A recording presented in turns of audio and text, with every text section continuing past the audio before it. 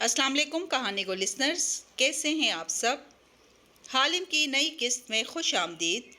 आइए चलते हैं, अब हम अपनी कहानी को आगे बढ़ाते हैं। अगली सुबह हालिम का बंगला धूप में निखरा खड़ा था। लॉन की घास आज खुश्क थी और उसके सुनहरेपन की लाउंज की कद आदम खिड़कियों से बखूबी देखा जा सकता था। खिड़की के सामने सोफे पे बैठी दातिन टीवी देखते हुए मोल्टन लावा खा रही थी, जबकि तालिया किचन की सेंट्रल मेज पे मौजूद अपने नाश्ते के साथ साथ हालिम के सियाह मोबाइल पे मुसलसल पैगामात देखने में मसरूफ थी। घंटी बजी तो दातिन ने पहले बेजारी से दरवाजे को देखा और फिर तालिया को। नजरों से उसने तालिया और अपना दरवाजे तक का फासला नापा। तालिया दूर थी, दातिन करीब थी, यानी कि उसे ही उठना था। खफगी से प्लेट रखी और चॉकलेट भरा उंगली का पूरा मुंह में रखती वो उठ के दरवाजे तक आई। आपकी पेशकश अभी तक मौसर है क्या? दरवाज़ा खोला तो सामने खड़े एडम ने बेकरारी से पूछा। दातिन ने एक नज़र अपने हाथ पे लगी चॉकलेट को देखा और फिर उस नौजवान को घूरा। सामने 3 फरलांग दूर एक बेकरी मौजूद है, जो खाना है वहीं से खाओ, मेरे मोल्टन लावा पे नज़र मत रखो। अच्छा, मैं इस ऑफर की बात कर रहा हूँ जो आपने मुझे कुछ दिन पहले दी थी, सैलून, जिम, सेल्फ ग्रूमिंग। दातिन के तासुरात बदले, अबरू उठाई और मुस्कुरा के उसे ऊपर से नीचे तक देखा। वो कुछ उदास और कुछ बेचैन नजर आता था। तो तुम खुद को ग्रूम करना चाहते हो? किनखियों से अंदर किचन में बैठी काम करती नजर आती तालिया को भी देखा। कल जब हम साइमन के पास गए तो उसने चेतालिया की बात ध्यान से सुनी और उनकी हर बात को अहमियत दी। जानती हैं क्यों?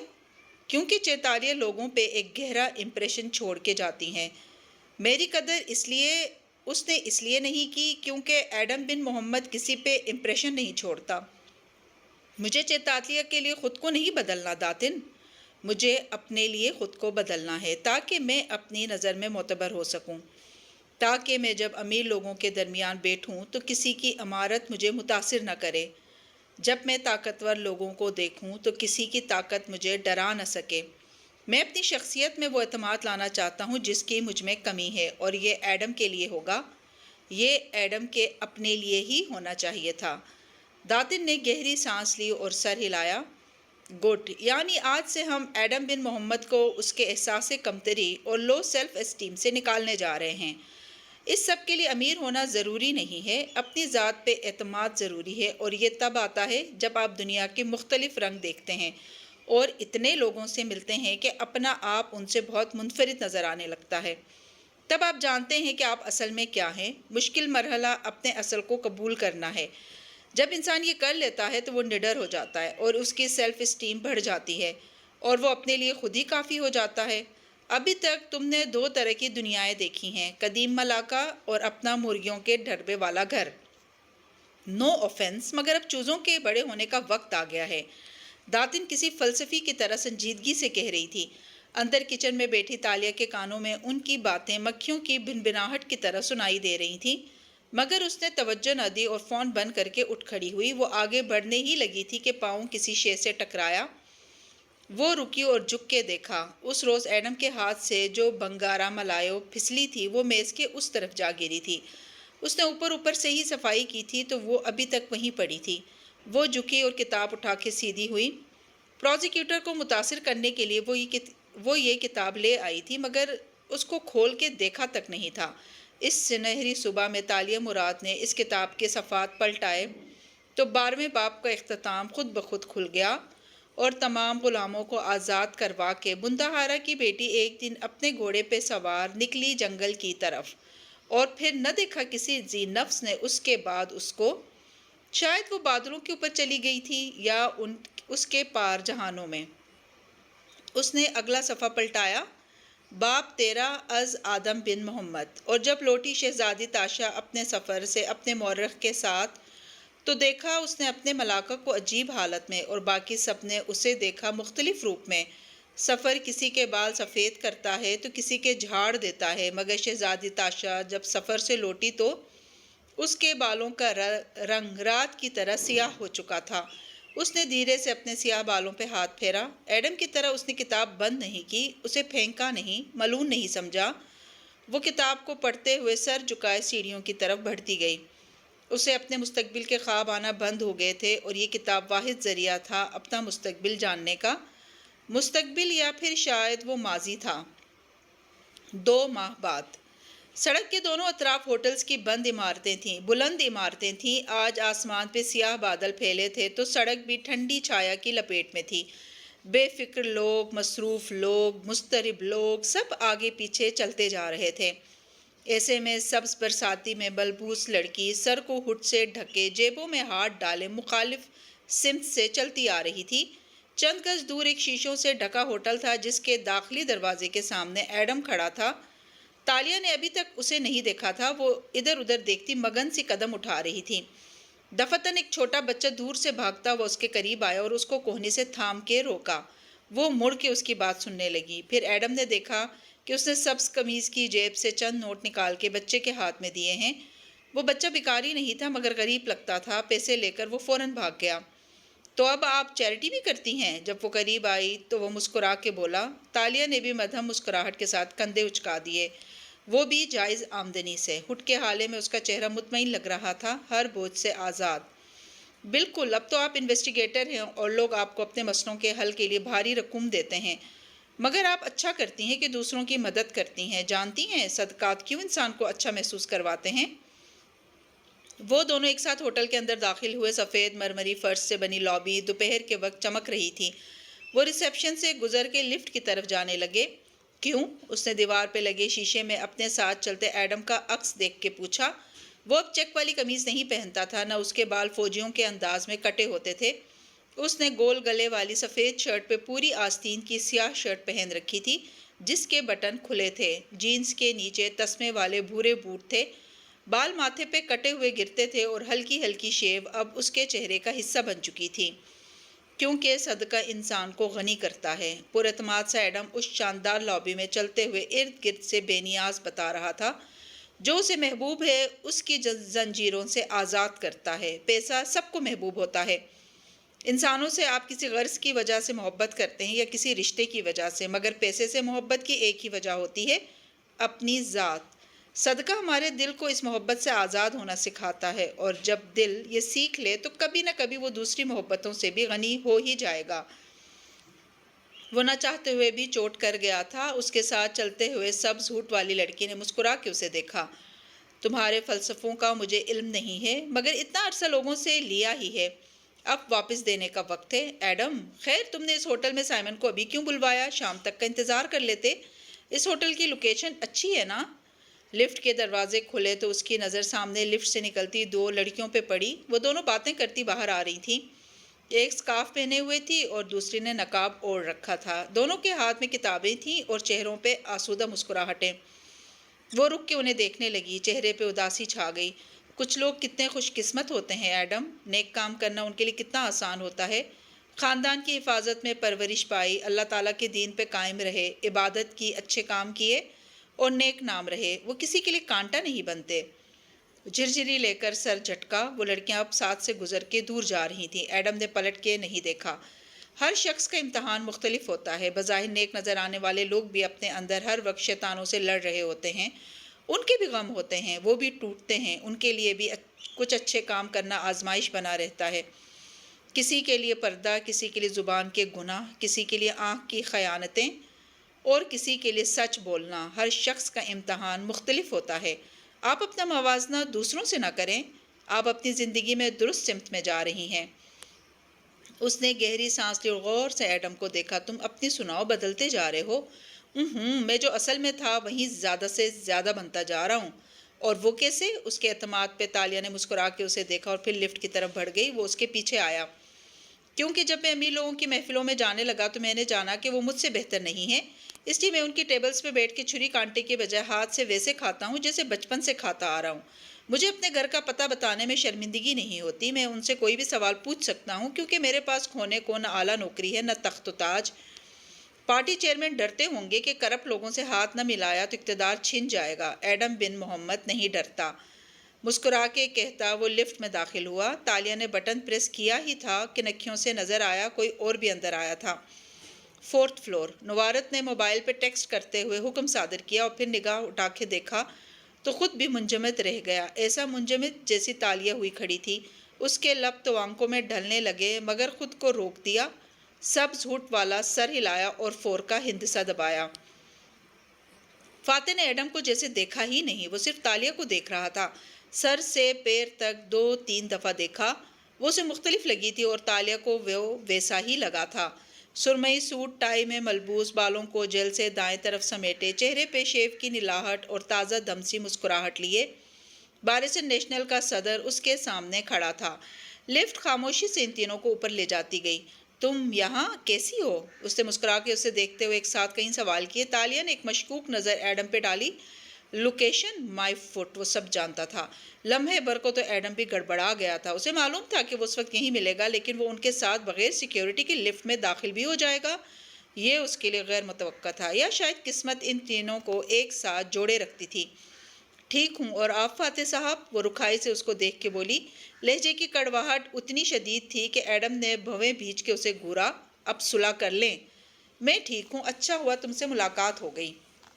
میں تم سے کچھ پوچھنا چاہتا تھا۔ وہ موبائل اٹھائی یوں کہہ رہا تھا جیسے دونوں کے درمیان کوئی تلخی نہ ہوئی ہو اور بات ختم کر کے واپس ٹیکسٹ کرنے لگ جائے گا، جیسے تالیہ نے اس کی ساری میز کبھی نہ الٹی ہو۔ آپ کے پاس میرا نمبر موجود تھا فاتح صاحب، آپ پوچھ لیتے۔ یہ پروزیکیوٹر احمد نظام کون ہے؟ اس نے سادگی سے پوچھا اور تالیہ کے چہرے کے سارے زاویے درست ہوئے۔ جی؟ وہ ایک دم سیدھی ہوئی۔ لفٹ کے دروازے کھلے تو سفر ختم ہو گیا۔ فاتح باہر نکلتے ہوئے عام سے انداز میں کہہ رہا تھا، مجھے اس کی کال آئی تھی، وہ مجھ سے تمہارے حوالے سے ملنا چاہتا ہے، آج شام وہ میرے گھر آئے گا، کیا تمہیں کچھ اندازہ ہے کس سلسلے میں؟ وہ تو جہاں تھی وہیں رہ گئی، البتہ اسی پل فاتح نے محسوس کیا کہ ساتھ والا شخص بھی وہیں کھڑا ہے۔ نظر اٹھائی تو دیکھا وہ ایڈم تھا۔ وہاں فاتح خوشگوار حیرت سے مسکرایا اور ہاتھ بڑھایا۔ Adam, you look good.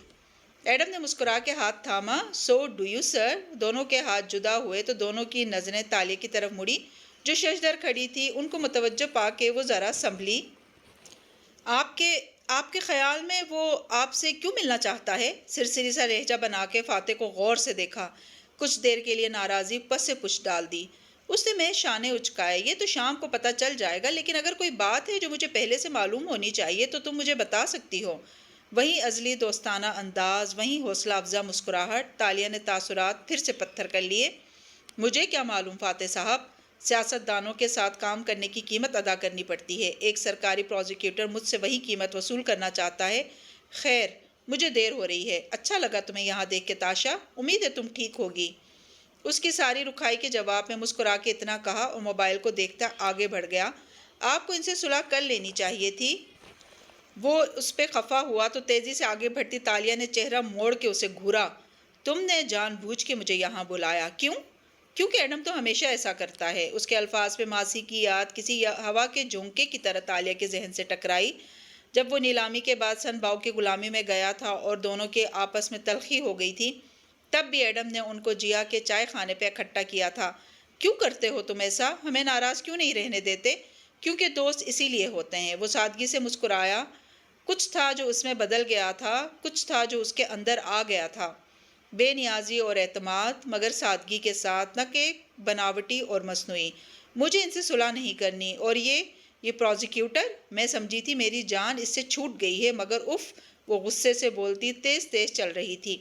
کہاں جا رہی ہیں؟ ریسٹورانٹ اس طرف ہے۔ وہ اسے سیڑھیوں کی طرف جاتے دیکھ کے حیران ہوا۔ سائمن سے تم خود ملاقات کرو، میں اس وقت یہاں نہیں ٹھہر سکتی، مجھے اس پروزیکیوٹر کو فاتح سے ملنے سے روکنا ہے۔ پتہ نہیں کیا کیا بول دے وہ میرے بارے میں، وہ مجھے فراڈ سمجھے، یہ مجھے گوارا نہیں ہے۔ چیتالیہ، وہ ہکا بکا رہ گیا۔ وہ سیڑھیوں کے دہانے پہ رکی، گہری سانس لی اور اس کی طرف گھومی۔ ایڈم، تم اکیلے اس معاملے کو ہینڈل کر سکتے ہو، خود پہ یقین رکھو، مجھے جانا ہے ابھی۔ اس کے انداز میں تسلی بھی تھی اور منت بھی۔ ایڈم جان گیا کہ وہ اسے مزید نہیں روک سکتا۔ ہڈ والی لڑکی کسی بلی کی طرح تیز تیز سیڑھیاں پھاند گئی۔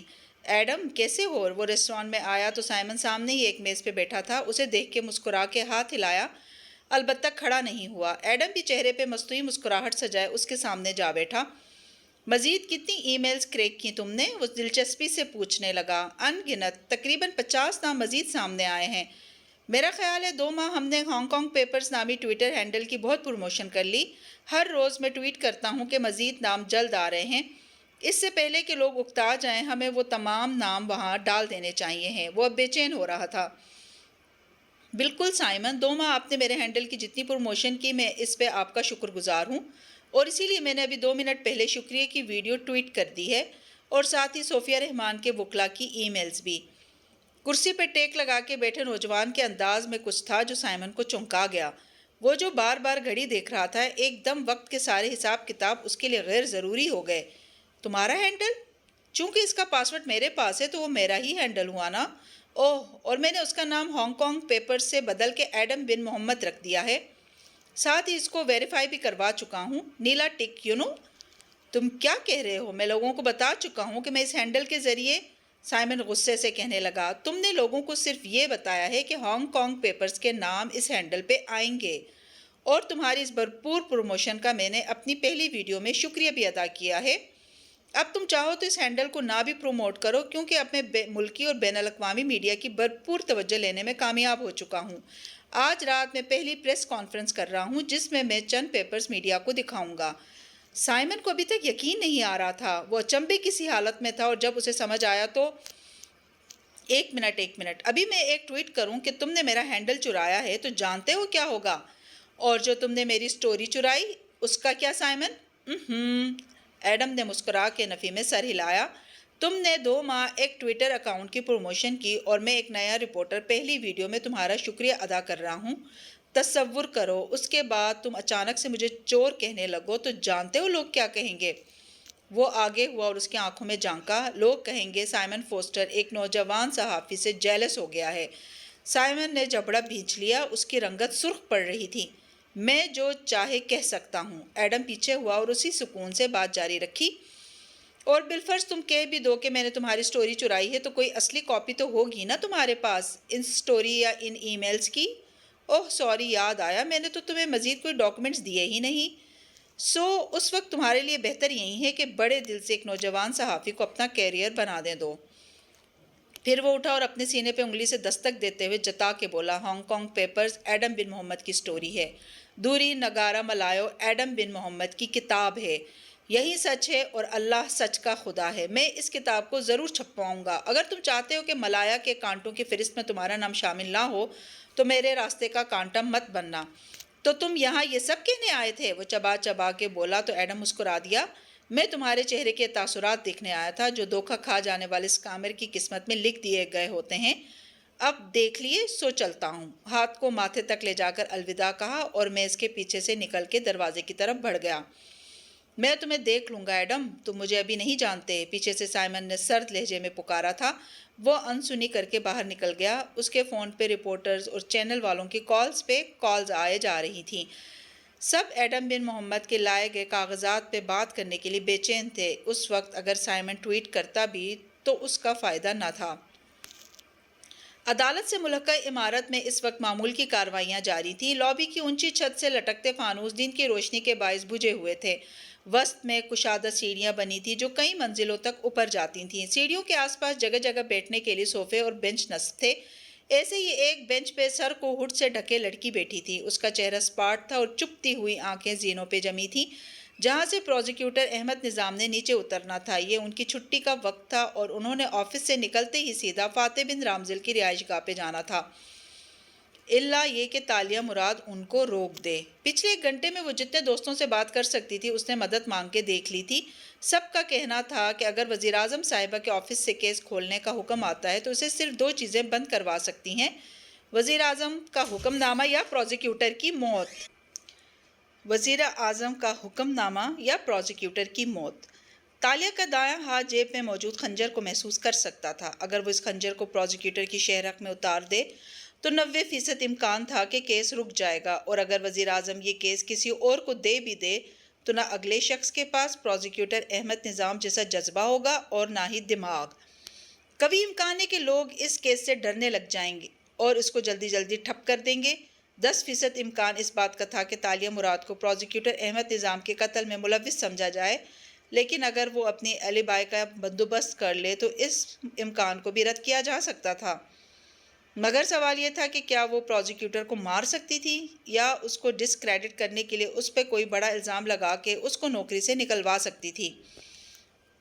چند ماہ پہلے والی تالیہ مراد ہو یا حال کی تالیہ، وہ کسی کو نہیں مار سکتی تھی۔ ہاں، شہزادی تاشا جائز وجہ پہ قتل بھی کر سکتی تھی، لیکن تالیہ وہ قاتلہ نہیں تھی۔ نہ وہ اس وقت یہاں پروزیکیوٹر کو مارنے کے لیے بیٹھی تھی۔ وہ دوسرے آپشن پہ غور کر رہی تھی۔ ایک عزت دار شخص کو جاب سے نکلوانا واحد آپشن تھا جو چند ماہ قبل والی تالیہ استعمال کر سکتی تھی۔ وہ مالی کرپشن یا کسی غیر اخلاقی حرکت کے ثبوت بنا کے انٹرنیٹ پہ ڈال سکتی تھی اور چند گھنٹوں میں پروزیکیوٹر احمد نظام کا نام خاک میں مل جانا تھا۔ سوشل میڈیا نے عزتوں کے ساتھ کھیلنا ویسے ہی بہت آسان بنا دیا تھا۔ ہٹ سے سر کو ڈھانک کے بینچ پہ مجسمے کی طرح بیٹھی لڑکی سوچتی نظروں سے اس چیڑیوں کو دیکھے جا رہی تھی۔ مگر سارا مسئلہ یہ تھا کہ انسان کو اس کے ضمیر کا واپس مل جانا بھی ایک قرض بن جاتی ہے۔ تالیہ مراد اب ان قرض لوگوں میں سے ہو چکی تھی جن کو اچھائی اور برائی کے درمیان فرق کرنا آ جاتا ہے۔ اگر میں ایک آخری دفعہ کچھ غلط کر لوں اور بعد میں اندر سے پرانی تالیہ نے سر اٹھانا چاہا تو سبز ہٹ والی لڑکی نے زور سے سر جھٹکا۔ نہیں، ایڈم کہتا تھا کہ توبہ گناہ سے پہلے نہیں کی جاتی، کوئی گناہ آخری گناہ سمجھ کے نہیں کیا جاتا۔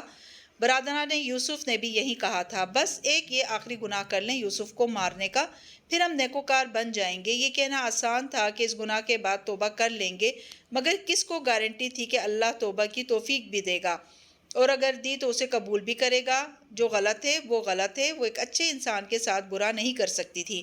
اس نے بائیں جیب میں ہاتھ ڈالا اور پاکٹ سائز بنگرائے ملایو نکالی۔ اس کی برساتی کی جیب میں وہ آرام سے پوری آ جاتی تھی۔ وہ اس کتاب کو کئی دفعہ پڑھ چکی تھی۔ ایک نیک دل مگر بہادر شہزادی کی داستان بچوں کو کورس میں اس لیے پڑھائی جاتی تھی تاکہ وہ سچ اور جھوٹ میں تمیز کر سکیں۔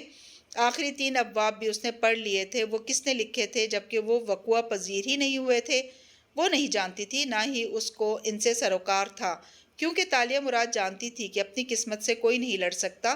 جو اس کے لیے مقدر میں لکھ دیا گیا ہے وہ اسے مل جائے گا۔ اس نے تیسرا باب کھولا اور صفحے پلٹائے۔ یہ اس کا پسندیدہ منظر تھا اور یہ ایسے ہی ہوا تھا۔ ایڈم کو جانے کیسے معلوم ہوا تھا؟ ایک روز وہ مراد راجہ کے ساتھ سلطنت محل سے نکل رہی تھی اور اس کا موڈ خراب تھا، کیونکہ مراد راجہ اس کو ہر روز مختلف استادوں کے پاس بھیج دیتا تھا جو اسے بہت سے علوم سکھانے بیٹھ جاتے تھے۔ وہ ان ساری مشقوں سے تنگ آ گئی تھی۔ وہاں محل کے باغیچے میں کھڑے ہوئے اس نے اپنے باپ کو سخت سنائی اور واپس جانے کے لیے مڑی تو مراد راجہ نے تحمل سے چند الفاظ کہے جو شہزادی تاشا نے ضبط سے سن لیے اور برے منہ کے ساتھ جبراً اطالیق کے ساتھ چلی گئی۔ وہ الفاظ تب اسے اچھے نہیں لگے تھے، وہ الفاظ اب اسے یاد آئے تھے۔ کتاب کھولی تو پلک جھپکتے میں اس کی سبز برساتی لمبے اور کامدار زرد لباس میں بدل گئی جس پہ موتی لگے تھے۔ سر پہ تاج آٹکا، گنگریالے سنہرے بال شانوں پہ گرنے لگے۔ وہ مغموم سی اس بینچ پہ بیٹھی تھی اور اس کے ساتھ مراد راجہ بیٹھا تھا۔ وہ اپنے پاجامے اور چھوٹی قمیض میں ملبوس تھا۔ شانوں تک آتے سیاہ بال اور ماتھے پہ بندھی سرخ پٹی آج بھی اس کے وجود کا حصہ تھی۔ عدالتی عمارت کی لابی میں وکلاء اور سائلین تیز تیز اوپر نیچے آ جا رہے تھے اور وہ دونوں قدیم ملاقہ کے لوگ ان سب سے الگ تھلگ بینچ پہ بیٹھے تھے۔ تاشا نے اداس پلکیں اٹھا کے مراد کو دیکھا۔ باپا، میں کیا کروں، میں تھک گئی ہوں۔ مراد مسکرایا تو اس کی آنکھوں کے گر سانولی رنگت پہ جھریاں پڑنے لگیں۔ تم اس وقت بہت کچھ سیکھ رہی ہو مگر یہ سیکھنا تمہیں نہیں تھکا رہا۔ تو مجھے کیا چیز تھکا رہی ہے؟ یہ خوف کہ ان اسباق کا نتیجہ کچھ نہیں نکلے گا۔ اور اس سب کا نتیجہ کیا نکلے گا؟ تمہیں ابھی بھی نہیں سمجھ آیا کہ میں تمہیں کیوں یہ سب سکھا رہا ہوں؟ وہ پھر سے مسکرایا جیسے اس روز باغیچے میں یہ الفاظ کہتے ہوئے مسکرایا تھا۔ کیوں؟ اس لیے نہیں کہ تم ماہر نشانہ باز بن جاؤ یا تمہیں تلوار زنی آ جائے یا تم ادب اور کتابوں کا علم جان لو۔ نہیں تاشا، میں چاہتا ہوں کہ تم صبر کرنا سیکھ لو۔ زندگی تمام اسباق تمہیں صبر سکھانے کے لیے دے رہی ہے۔ اور جنگجو کا صبر جانتی ہو کیا ہوتا ہے؟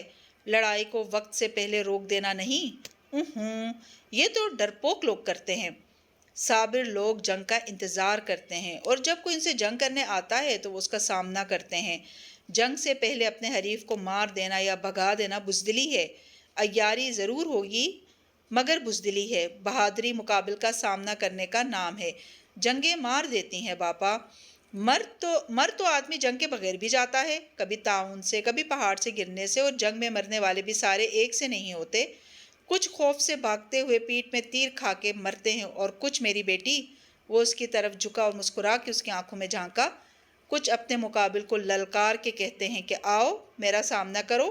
ایسے لوگ سینے پہ تیر کھا کے مر بھی جائیں تو عزت سے مرتے ہیں۔ اور انسان کو سب سے زیادہ ضرورت اپنی نظروں میں معتبر رہنے کی ہوتی ہے۔ اگر تم صبر اور بہادری نہیں سیکھو گی تو اپنے دشمن کی آنکھوں میں دیکھ کے لڑنا کیسے سیکھو گی؟ شہزادی نے آنکھیں بند کی اور جب کھولیں تو وہ سبز ہوڈ پہنے بیٹھی تھی۔ قدیم ملاقہ کا فسوں وقت کے غبار میں غائب ہو چکا تھا۔ سیڑھیوں سے پروزیکیوٹر احمد نظام اترتے دکھائی دے رہے تھے۔ چونکہ وہ نیچے کونے میں بیٹھی تھی اس لیے ان کی اس طرف پشت تھی۔ اس نے ہڈ کو مزید نیچے سرکایا تاکہ چہرہ چھپ جائے اور چپتی ہوئی آنکھوں سے اس ادھیڑ عمر پروزیکیوٹر کو تیز تیز زینے عبور کرتے دیکھا۔ میں ایک بہادر لڑکی ہوں پروزیکیوٹر صاحب، میں آپ سے نہیں ڈرتی۔ آپ مجھے ملایا کا کانٹا ثابت کرنے پہ تلے ہیں، مگر میں ملایا کا پھول ہوں۔ میں اپنی نظروں میں معتبر ہوں۔ آپ نے جو کرنا ہے کر لیں، میں آپ کی ہر عدالت کا سامنا کرنے کے لیے تیار ہوں۔ اس نے فیصلہ کر لیا تھا، اسے کچھ نہیں کرنا تھا، اب جو بھی ہوگا وہ اس کا مقابلہ کرے گی۔ وہ کتاب جیب میں ڈال کے اٹھی اور مخالف سمت بڑھ گئی۔ زینے اترتے پروزیکیوٹر لمحے بھر کو رکے اور پلٹ کے اس کونے میں دیکھا، وہاں ایک خالی سنگی بینچ رکھا تھا۔ یوں ہی لمحے بھر کو انہیں گمان ہوا تھا کہ وہاں کوئی بیٹھا ان کو دیکھ رہا ہے۔ انہوں نے ادھر ادھر نگاہ دوڑائی، لابی میں لوگ مسلسل آ جا رہے تھے، آوازیں، باتیں، کہے شور، کوئی بھی ان کی طرف متوجہ نہ تھا۔ وہ سر جھٹک کے آگے بڑھ گئے، انہیں فاتح صاحب کے گھر وقت پہ پہنچنا تھا۔ جی تو کہانی گو لسنرز، آج کی ایپیسوڈ آپ کو کیسی لگی کمنٹس میں ضرور بتائیے گا۔ چینل پر نئے ہیں تو چینل کو سبسکرائب کرنا نہ بھولیں۔ شکریہ۔